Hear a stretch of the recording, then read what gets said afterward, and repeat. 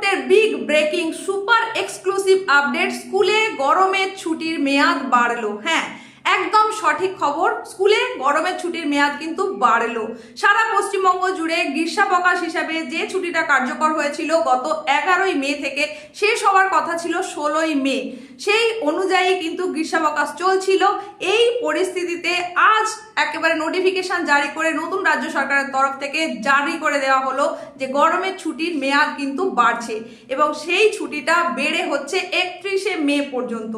পশ্চিমবঙ্গের সমস্ত স্কুলের জন্য এই ছুটির মেয়াদ হচ্ছে 31শে মে পর্যন্ত। সুতরাং বোঝা যাচ্ছে সারা মে মাস জুড়ে কিন্তু থাকছে ছুটি।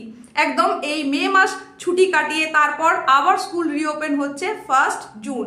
তো এই মুহূর্তের বড় খবর, সব থেকে বড় খবর, পশ্চিমবঙ্গের সমস্ত স্কুলের জন্য গরমের ছুটির মেয়াদ বেড়ে গেল রাজ্য সরকারের তরফ থেকে। সেই মোতাবেক ঘোষণা কিন্তু হয়ে গেছে। মধ্যশিক্ষা পর্ষদ এবং উচ্চ মাধ্যমিক শিক্ষা সংসদের কাছেও কিন্তু সেই খবর পাঠিয়ে দেওয়া হয়েছে এবং প্রাইমারি স্কুল এডুকেশনের কাছেও কিন্তু সেটা পাঠিয়ে দেওয়া হয়েছে।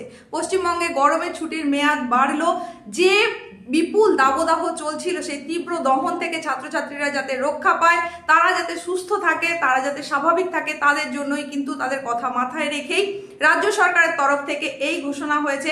নতুন রাজ্য সরকার যখনই দায়িত্ব গ্রহণ করলো তারপরে পরেই কিন্তু এই ঘোষণা জারি হয়ে গেল। সমস্ত স্কুলের জন্যই এই ঘোষণা।